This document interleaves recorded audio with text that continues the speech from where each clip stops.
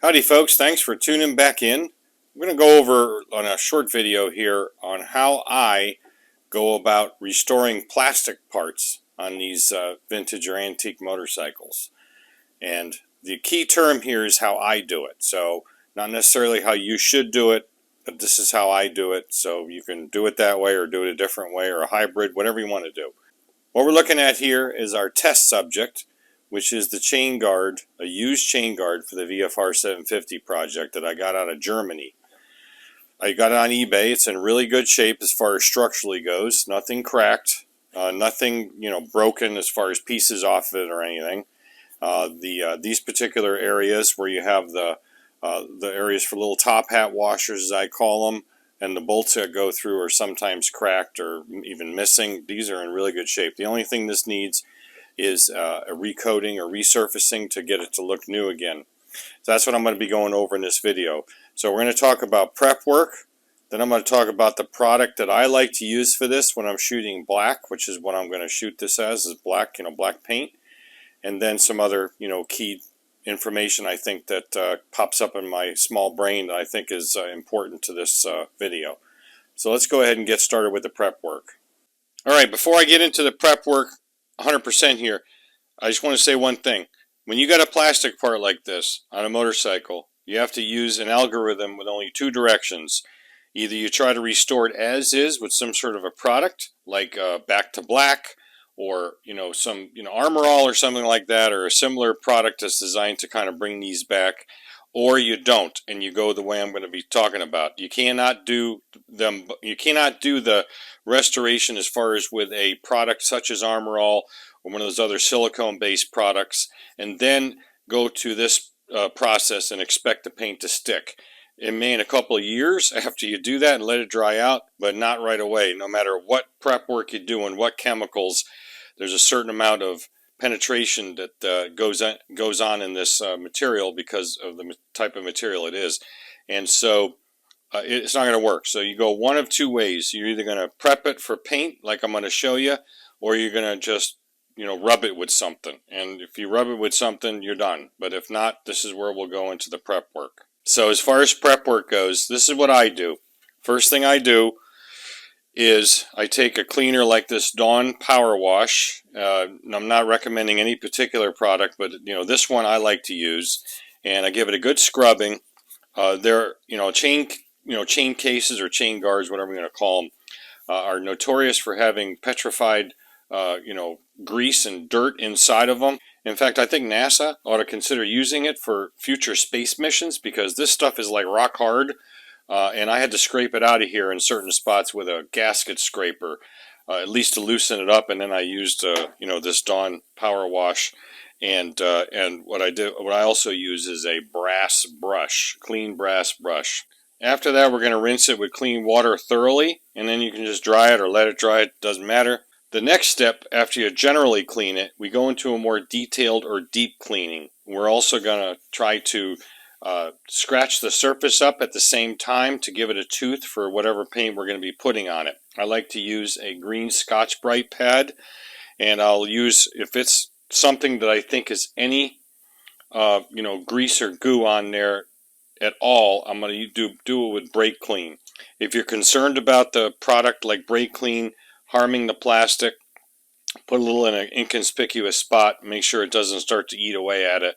If it doesn't, then you're okay. I've never had that happen with Brake Clean, but different manufacturers with different chemical formulas, you never know.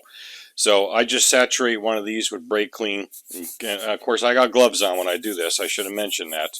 And I just give it a really good scrubbing in every little detailed spot, that I can, as far as these little spots here. These edges, in particular, like to hold grease and goo.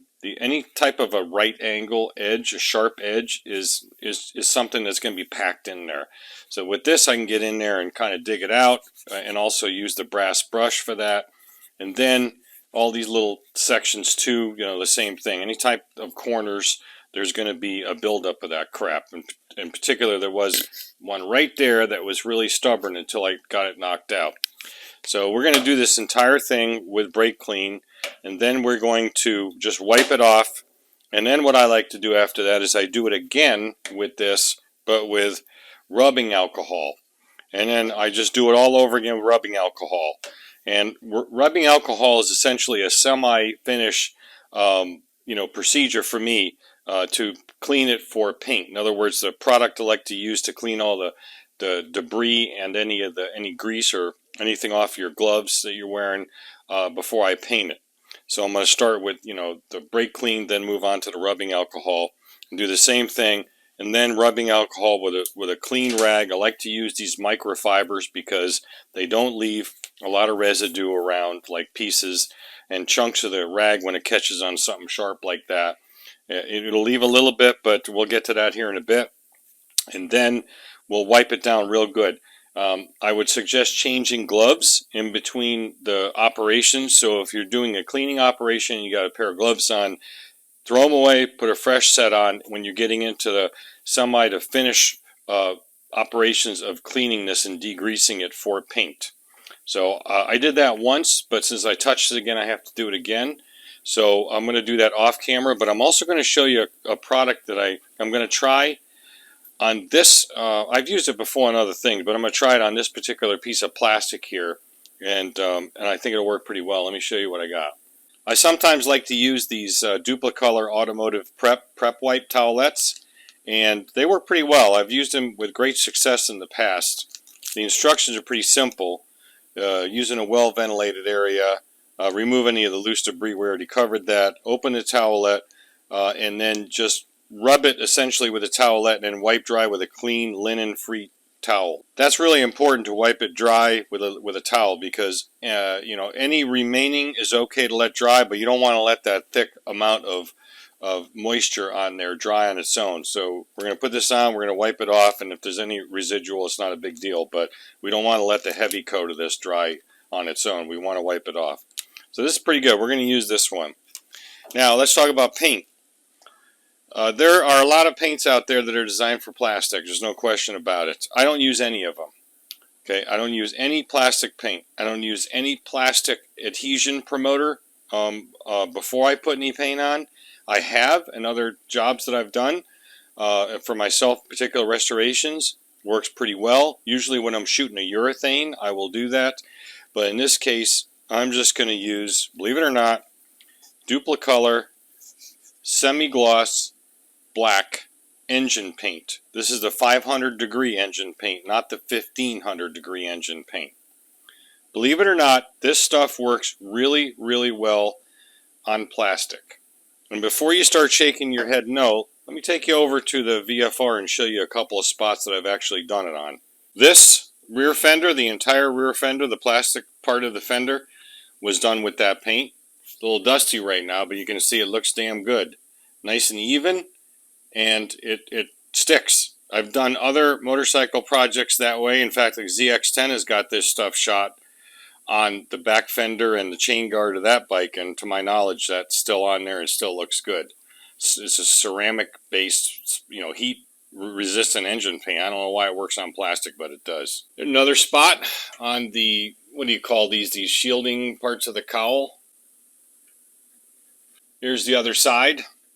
This one came out a little bit better than the other one, and that's because I screwed up on the other one, and I just had a brain fart, and I actually started to put a Armor All product on it, thinking it would come up, and I went, oh shit, what am I doing? And so I stopped immediately and immediately hit it with brake clean, but I had a couple of spots where it just wouldn't, the paint wouldn't sit too well, so I ended up having to sand it and redo it about 3 or 4 times. But I got it, it's okay, but this one did come out a little bit better. So this is the kind of result you get if you don't screw up like that. It does come out really well, and it dries hard. Stuff dries real hard. Now that I've talked about prep work and the product I'm going to use, let's talk about where we're going to do this. Naturally, I don't have a paint shop, a paint booth. I'm not I don't do body work. I'm not very good at it, at least. So I'm going to set a spot up outside. I'm going to go ahead and build something really quick that is going to set this up so it's sitting like this. The angle of the dangle of whatever you're working on is real important as to get a good coat of paint on something. For example, when I did the XL100 project, I painted that tank myself with, it was actually an acrylic lacquer, base coat as far as the color goes. That what is it? 3R3 Toyota color, and then I put 2K paint on top of it, and then on top of that I put that black stripe down the center of it, which is also a urethane product, which is that hot rod black. It doesn't get a clear coat over it. But anyway, I used a rotisserie I built for that tank so I could spin it around while I was painting. I could bring the sides up and bring it over. We're not going to build a rotisserie for this, but my point is you want to be able to get at your main parts as far as a nice square shot at it, and we can just kind of come up at it and get the little bottom edges. So I'm going to go ahead and do that off camera. We'll set something up, and then we'll get it. We'll get to spraying the thing after a final prep. Just made this little thing. Put this up here. Hopefully it doesn't get blown over because I'm going to put it out. I have a post outside that I like to put parts on so I can go around at 360 degrees without an issue. It's well out in the open. There's nothing around for overspray to get on. That's where we'll shoot this. Hopefully it's got enough. Yeah, well, we'll figure it out. But anyway, if you're going to do something like this, make sure it's clean. Believe it or not, the force of this pushing air ahead of it when you start spraying can pick dust and dirt off of whatever you have your part on and actually get it on your part, because I've done it before. So we're going to give this a semi-final wipe down, and we're going to use the alcohol for this one. Then we're going to pull the prep pad out I showed you before. We'll wipe it down with that, get another clean rag, and then we'll wipe that down, and then we'll get to spraying it.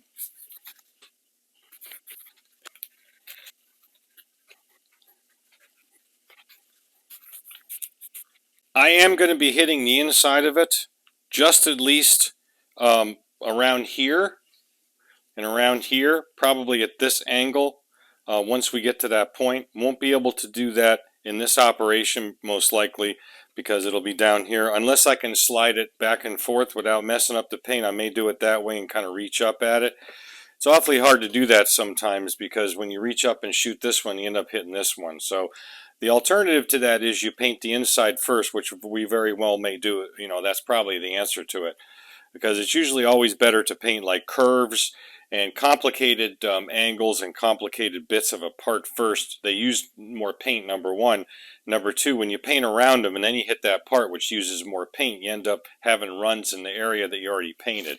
So we're going to do this inside here, I guess, first. Then we'll put it on here, because up in here, who cares if it gets a little paint messed up in there. Because I want to paint this down in here because it may be somewhat visible.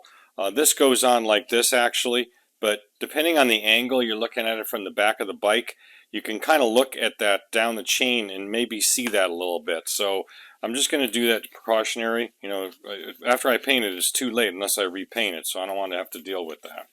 So I'm just going to kind of give the inside a little bit of a wipe too, but we're going to give the outside a really good wipe here. We're going to make sure we wipe well, and we try to avoid any recontamination by laying it back down in that towel that I was about to just do. All right, we'll get a butt wipe out here, and we'll just kind of unfold it a little bit. You can reuse these a few times depending on what you're painting. Obviously, if it's something critical, you don't want to do that. But I also have another brand new rag here, which likewise we will not recontaminate. Now this is going to give you some bits that come off on sharp edges if you're not careful. So we're going to have to deal with that when we get to that point. I'll tell you what you need to do for that while I'm doing this. What you need to do for that is get yourself a can of that compressed air, that clean compressed air that comes in a can that you can use like to blow off computer keyboards and things with. And then just give it a blow with that. Take any of the dust off and lint before you paint it. That works just fine. Or if you have an air compressor, that the air coming out doesn't smell like, week old dirty underwear, kind of like mine does, you can use that. But otherwise, we're just going to have to just kind of flick at it with the clean rag and create some turbulence around it, and hopefully the crap blows off. I know that's rather, primitive, but it's all I got right now, and so we're gonna adapt and overcome. So I got a pretty good amount of this on here, and now we're gonna lay it really quick back on here. I want to put the pad away because we can use it again. It will dry out really fast, and then take it outside.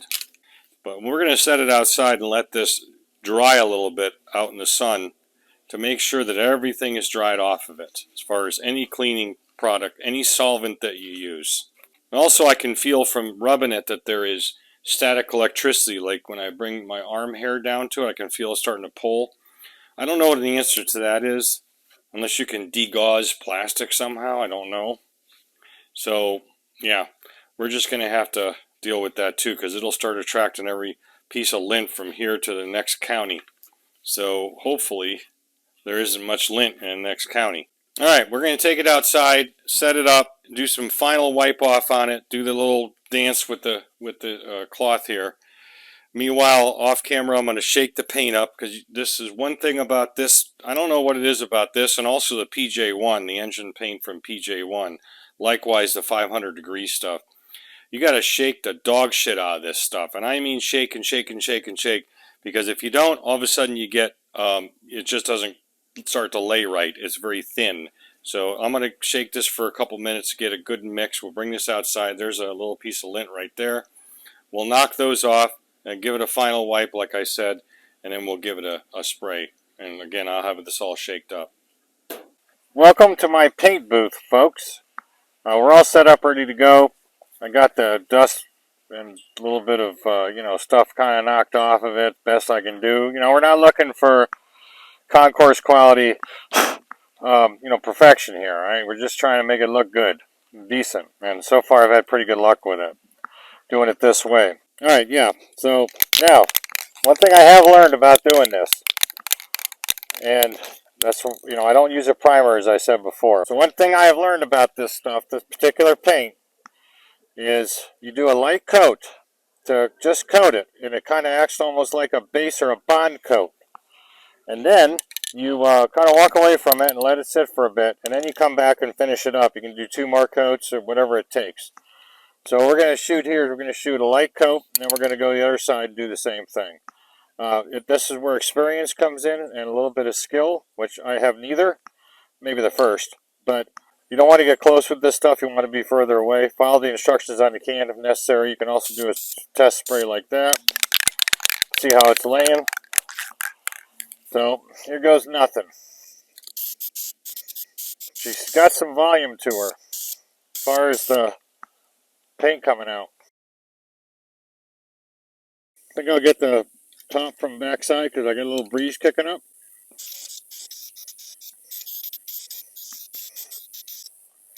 Alright, that's a good enough bond coat right there. Let that sit for a bit. Hopefully no flies get in it. And then we'll come back and we'll hit it a little bit more.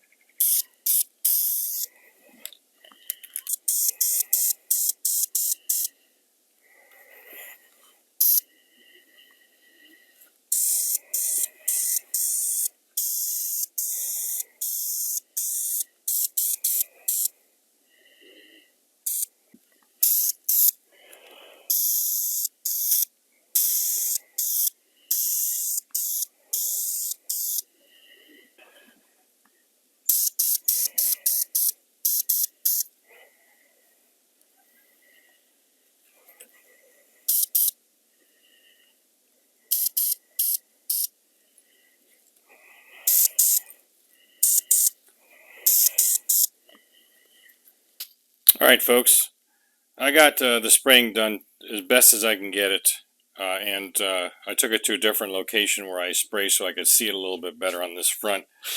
It wasn't quite as thorough and as I wanted it to be, so what I ended up doing was just shooting the front part again, and yeah, you get a little overspray across the top, but what ends up happening is that dries so quick that you just end up rubbing it off with your hand when this thing is fully dry, and you won't even notice it because it's kind of powdery.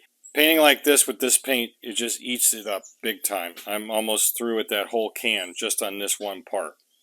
I use a semi-gloss because if I used a gloss, I know it seems shiny now, but it's going to dull out quite a bit because it's wet. I use a semi-gloss because I don't want it glossy. The glossier it is, the more it brings out imperfections, and we just want it to be even and look good, and I think we've achieved that. So you can see we're pretty good.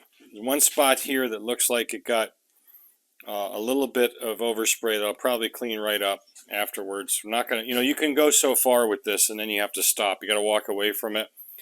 If it needs to be shot again, shoot it again after it dries. But if you just keep at it and keep going, you're going to end up getting runs. So you get a good solid coat on it and you're done. Walk away from it. That's the best advice I can give you when you're doing old parts like this. But I think it'll come out fine.